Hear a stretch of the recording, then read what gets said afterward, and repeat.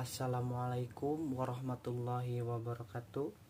Perkenalkan, nama saya Sukma, saya dari kelas 2D Pendidikan Jasmani NPM 192191124. Pada kesempatan kali ini, saya di sini akan menjelaskan sebuah RPP yang telah dianalisis oleh saya. Baik, langsung saja kita membahas materinya. Yang pertama yaitu ada pengertian rencana pelaksanaan pembelajaran atau disingkat dengan RPP. Rencana pelaksana pembelajaran adalah pegangan seorang guru dalam mengajar di dalam kelas.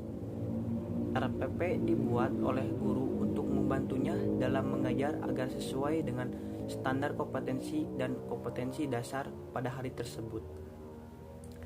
Rencana pelaksanaan pembelajaran atau RPP berisi pengaturan yang berkenaan dengan perkiraan atau proyeksi tentang apa yang akan dilakukan pada saat kegiatan belajar mengajar berlangsung.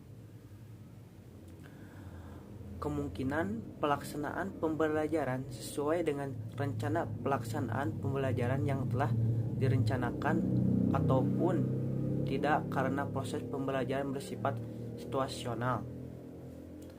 Apabila perencanaan disusun secara matang, maka proses dan hasil pembelajaran tidak akan jauh dari pemikiran. Yang kedua yaitu ada manfaat membuat RPP atau rencana pembelajaran. Manfaat pembuatan RPP bagi seorang guru yaitu yang pertama, membantu pembelajaran lebih sistematis. Yang kedua yaitu memudahkan analisis keberhasilan belajar siswa. Yang ketiga yaitu memudahkan penyampaian materi. Dan yang keempat yaitu mengatur pola pembelajaran. Dan yang kelima yaitu menghemat waktu dan tenaga.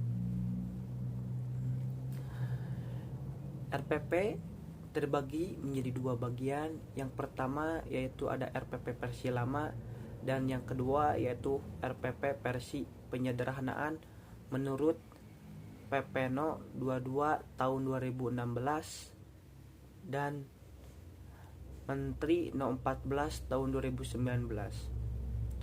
Baik, kemudian saya di sini akan membuat suatu RPP tentang variasi dan kombinasi gerak permainan bola basket. Baik, yang pertama yaitu ada kompetensi inti. Di dalam kompetensi terdapat yang pertama yaitu menghargai dan menghayati ajaran agama yang dianutnya. Yang kedua yaitu menghargai dan menghayati perilaku jujur, disiplin, tanggung jawab, peduli, toleransi, gotong royong, satuan percaya diri dalam berinteraksi secara efektif dengan lingkungan sosial.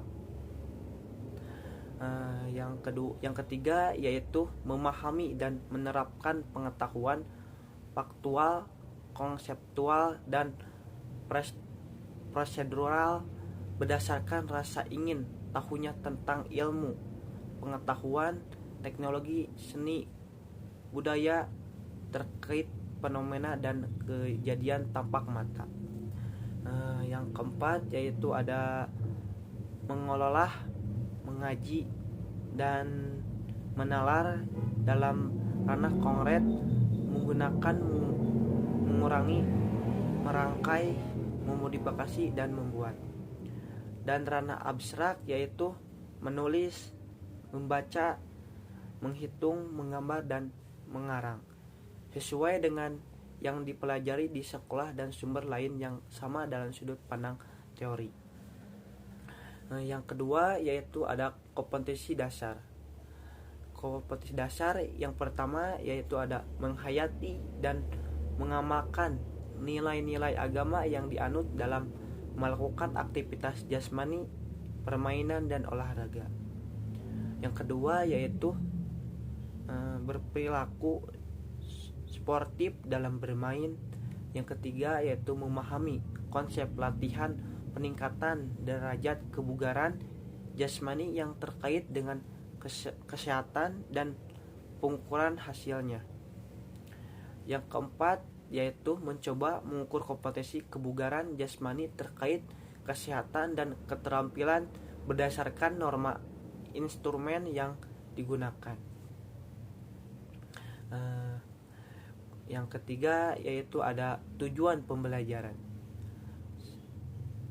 Setelah selesai pembelajaran, peserta didik dapat menjelaskan. Yang pertama yaitu pada saat pengamatan materi, siswa dapat menganalisis variasi dan kombinasi aktivitas, gerakan dan teknik permainan bola basket. Yang kedua yaitu siswa dapat mempraktekkan variasi dan kombinasi aktivitas, gerakan dan teknik permainan bola basket. Yang keempat yaitu materi pembelajaran. Saya di sini mengambil permainan bola basket. Yang kelima yaitu ada metode pembelajaran. Saya di sini mengambil metode scientific dan penugasan dan games. Dan yang keenam yaitu ada langkah-langkah kegiatan pembelajaran. Yang pertama yaitu pendahuluan, yaitu sekitar 15 menit. Guru mempersiapkan peserta didik dalam pembelajaran dengan berdoa absensi dan absensi. Yang kedua yaitu menyampaikan ruang lingkup pembelajaran. Yang ketiga yaitu menyampaikan tujuan pembelajaran. Kemudian kegiatan inti sekitar 50 menit yaitu mengamati latihan. Yang pertama yaitu berdoa sebelum dan setelah pembelajaran, mencari dan membaca informasi berkaitan dengan tentang variasi dan kombinasi teknik dasar permainan bola basket dari berbagai sumber media cetak atau elektronik. Yang keempat yaitu peserta didik mengamati contoh gerakan passing, dribbling dan shooting.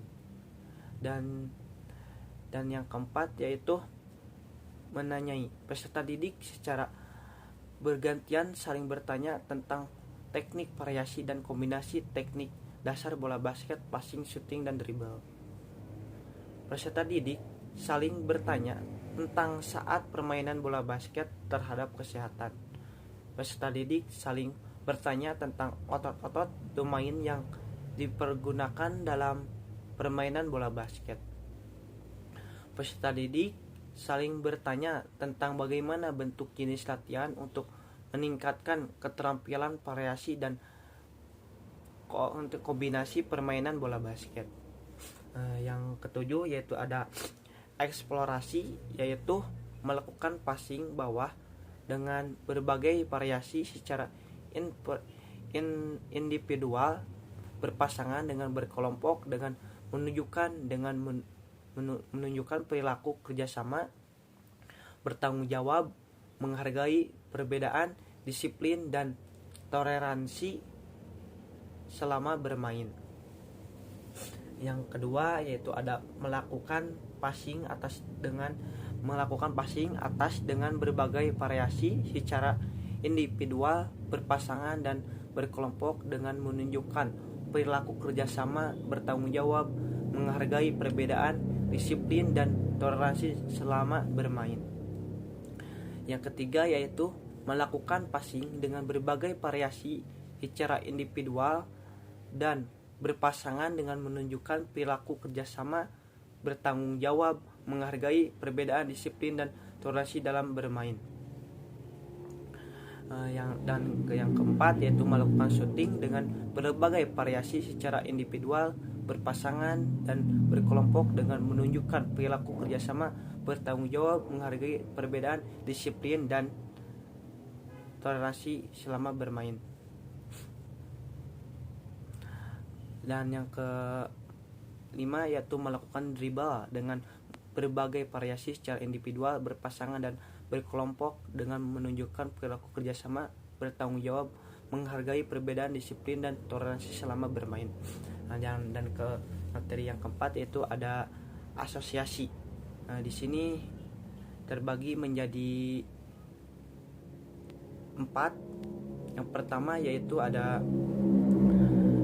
kita menemukan hubungan perkenaan bola dengan tangan dan jalannya pergerakan bola saat melakukan passing. Yang kedua yaitu menemukan hubungan posisi tonggok dengan jelasannya pergerakan bola. Menemukan dan menetapkan pola yang sesuai untuk kebutuhan individu peserta didik dalam variasi dan kombinasi teknik permainan bola basket. Dan yang ketiga yaitu melakukan permainan bola basket dengan menggunakan peraturan yang sesungguhnya dengan menerapkan variasi dan kombinasi teknik permainan bola basket, passing, shooting, dan dribble, serta menunjukkan perilaku kerjasama bertanggung jawab, menghargai perbedaan, disiplin, dan toleransi selama bermain. Yang keempat yaitu menunjukkan perilaku bertanggung jawab dalam menggunakan dan merawat peralatan permainan, menunjukkan perilaku menerima kekalahan dan mengeksplorasikan kemenangan tidak berlebihan. Dan materi yang ke-10 yaitu ada penutup. Di dalam penutup yaitu ada pertama yaitu pendinginan, relaksasi, nasihat atau evaluasi, kesimpulan, dan observasi. Dan yang terakhir yaitu ada penilaian. Penilaian di sini ada sikap, pengetahuan dan keterampilan. Pengetahuan dilihat dari tes tertulis dan penugasan yaitu penugasan, dan keterampilan dilihat dari tes praktek. Mungkin sekian yang saya dapat sampaikan. Mohon maaf bila ada kesalahan dalam menjelaskan materinya. Wabillahi taufiq wal hidayah. Wassalamualaikum warahmatullahi wabarakatuh.